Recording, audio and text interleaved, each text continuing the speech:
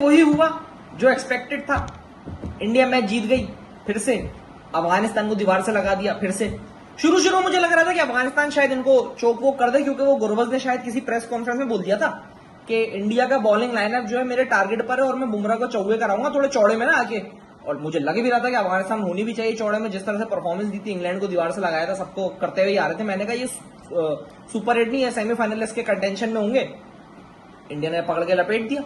थोड़ा थोड़ा मतलब बीच में ऐसा लग रहा था कि मुझे थोड़ा खटका हुआ था कि जानी ये मैच कहीं और जा रहा है, क्योंकि अफगानिस्तान जैसी टीम वो मिसफील्ड कर रही है, फिर वो कैचेज छूट रहे हैं, फिर वो नवीन उल हक ने जो बाउंड्री पे कैच छोड़ा वो चौका हो गया। मैंने कहा ये उस्ताद ये कहानी कहीं और की, ये आईपीएल कॉन्ट्रैक्ट तो सिक्योर नहीं हो रहे। नालायक और गंदी क्रिकेट खेली है अफगानिस्तान ने। बहुत ज़्यादा निराश, बहुत ज़्यादा डिसअपॉइंटिंग परफॉर्मेंस दी है अफगानिस्तान की टीम ने। और ऐसा लग रहा है कि जैसे वाकई ही एक छोटी टीम और एक बड़ी टीम का मैच था। मुझे ये वर्ड यूज़ करते हुए बिल्कुल अच्छा नहीं लग रहा अफगानिस्तान टीम के लिए, लेकिन देखिए यही आपकी अपॉर्चुनिटीज़ हैं। अब Afghanistan they are big boys. अब सुपर 8 राउंड है, अब आपको सीरियस क्रिकेट खेलनी है। आपने अगर इन अपॉर्चुनिटीज़ को कैश नहीं करना तो आपने किसको कैश करना है? वो लोग कहते हैं ना कि अफ़गानिस्तान जानबूझ के हमेशा इंडिया से हारता है, तो क्या वो लोग ठीक कहते हैं? मैं ये नहीं कह रहा कि जान के हारता, लेकिन इतने गंदे शॉट्स यार टॉप ऑर्डर की तरफ से। आप हजरतुल्लाह को देख, इतने गंदे शॉट्स, इतने कैजुअल शॉट्स, जैसे आप हाथ में कैच पकड़ा रहे हैं।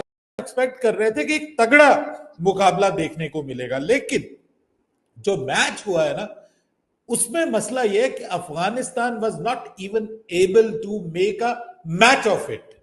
मतलब अफगानिस्तान की टीम हमें सिर्फ स्टार्ट में थोड़ा हमें नजर आया कि जहां पे विराट कोहली और रोहित शर्मा स्ट्रगल करते हुए हमें नजर आए और रोहित शर्मा जल्दी आउट हो गए, फिर 3 विकेटें जल्दी गिर गई।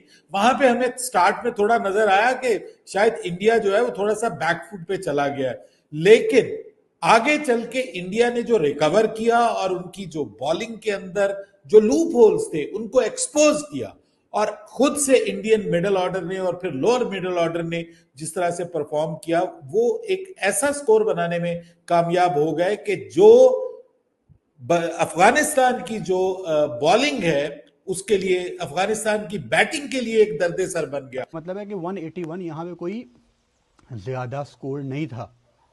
आपको सिर्फ बैटिंग करनी थी, खुद पे एतमाद करके, खुद पे यकीन करके। लेकिन आपने क्या किया?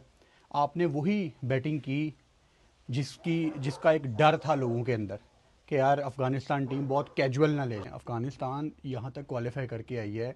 अफ़गानिस्तान अक्सर टीम्स को भी हराती रहती है, हाई रैंक्स टीम को, लेकिन इनको अगर इनको इंडिया को हराना था। अफगानिस्तान का अच्छा, फिर अफगानिस्तान की बैटिंग आई।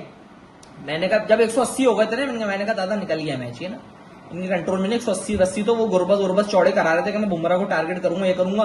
बुमराह ने आपको निकाल के दे दिया। गुरबज को देखो जरा, चौड़े भी किसको करा रहा है? क्या मैं बुमराह को टारगेट करूंगा? मैं बुमराह को, मैं बोलना चाहता हूं इंडिया को कि देखो भाईचारा अपनी जगह आप लोग रखते हो अफगानिस्तान से, हमारा तो खैर नहीं, हमारा बांग्लादेश से है।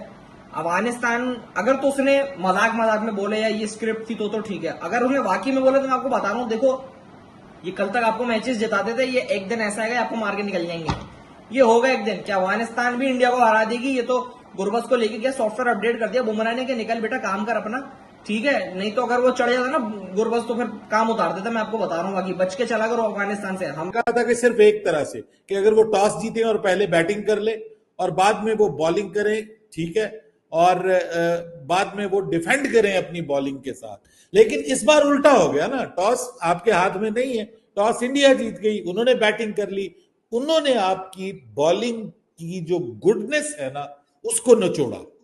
यानी अच्छी बॉलिंग की राशिद खान ने, उन्होंने 3 विकेटें भी ली, उन्होंने अपना हक अदा किया, लेकिन बाकी बॉलर्स को भी तो अच्छी बॉलिंग करनी चाहिए थी ना, उनका भी तो फर्ज बनता था कि वो अच्छी बॉलिंग करे। उन्होंने अच्छी बॉलिंग नहीं की और उसका फायदा उठाया मिडिल ऑर्डर ने, और भारत का जो मिडिल ऑर्डर पहले स्ट्रगल करता हुआ हमें नजर आ रहा था वो जो है वो फॉर्म में वापस आ गया और उन्होंने ये मैच मतलब 180 रन बना लिए। चाह रहा था कि अफ़गानिस्तान ये मैच जीते क्योंकि वो डिज़र्व करते थे। उनको बहुत हद तक दुनिया को बहुत कुछ साबित करने की ज़रूरत है अफ़गानिस्तान को, और यही उनका मोमेंट था। वरना दुनिया यही कंफ्यूज रहेगी कि पता नहीं अफ़गानिस्तान का तुक्का लगा है, ये कैसे आ गए हैं, दुनिया यही करती रहेगी। बहुत बुरी परफॉर्मेंस है।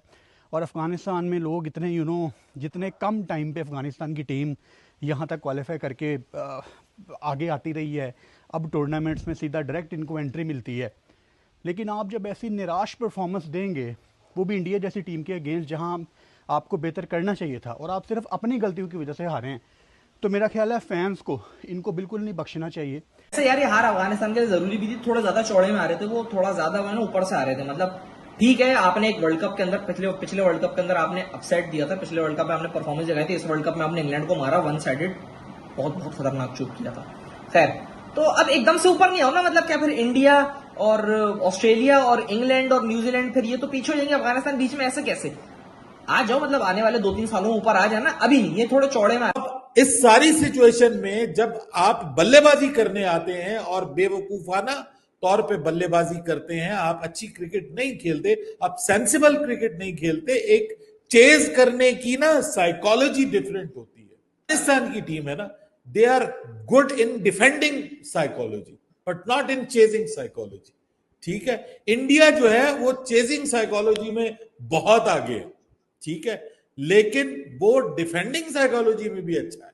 मैं ये समझता हूं कि मुझे थोड़ा सा अफसोस ये हुआ कि अफगानिस्तान को थोड़ा दिमाग का इस्तेमाल भी करना चाहिए। मतलब इनको अब ये भी फिक्स करना चाहिए मसला for once and for all कि जरूरी नहीं है कि आप हर बार टॉस जीतें और पहले बैटिंग करें, आपको बाद में बैटिंग करके चेज भी करना है। और ये निकालें अपने दिमाग से कि आप चेज नहीं कर सकते। और फिर मुझे लगता है ये भी एक इम्पैक्ट होता है कि सामने इंडिया की टीम है, भाई बड़ी टीम है, तगड़ी टीम है, और ये हम इनसे हार जाएंगे। सो इंडिया के खिलाफ अफगानिस्तान के अंदर हार का खौफ होती है। पाकिस्तान की टीम है ना, they are good in defending psychology but not in chasing psychology. ठीक है, इंडिया जो है वो चेजिंग साइकोलॉजी में बहुत आगे है, ठीक है, लेकिन वो डिफेंडिंग साइकोलॉजी में भी अच्छा है। मैं ये समझता हूं कि मुझे थोड़ा सा अफसोस ये हुआ कि अफगानिस्तान को थोड़ा दिमाग का इस्तेमाल भी करना चाहिए। मतलब इनको अब ये भी फिक्स करना चाहिए मसला for once and for all कि जरूरी नहीं है कि आप हर बार टॉस जीतें और पहले बैटिंग करें, आपको बाद में बैटिंग करके चेज भी करना है। और ये निकालें अपने दिमाग से कि आप चेज नहीं कर सकते। और फिर मुझे लगता है ये भी एक इम्पैक्ट होता है कि सामने इंडिया की टीम है, भाई बड़ी टीम है, तगड़ी टीम है, और ये हम इनसे हार जाएंगे। सो इंडिया के खिलाफ अफगानिस्तान के अंदर हार का खौफ है, वो खौफ। Welcome to my YouTube channel. दोस्तों, अफ़गानिस्तान और इंडिया के दरमियान पहला सुपर 8 मैच खेला गया। इंडिया ने टॉस जीतकर बैटिंग का फैसला किया, जिसके ताक़ुब में अफ़गान बॉलर ने इंडियन बैटिंग लाइन के धज्जियां उड़ा दी। बाकी इंडिया के बड़े प्लेयर्स रेत की दीवार साबित हुए, लेकिन इंडिया के मिडल ऑर्डर ने बहुत ही अच्छा परफॉर्म किया और स्कोर को 180 रन पर ले गए, जिसके ताक़ुब में अफ़गान टीम स्कोर का पीछा करते हुए जल्द ही 134 रन पर ढेर होगी। अफ़गानिस्तान ने अच्छी फाइट नहीं की, बॉलिंग बहुत अच्छी की, लेकिन बैटिंग में वो इंडिया से हार गए। इंडिया ने वन साइडेड मैच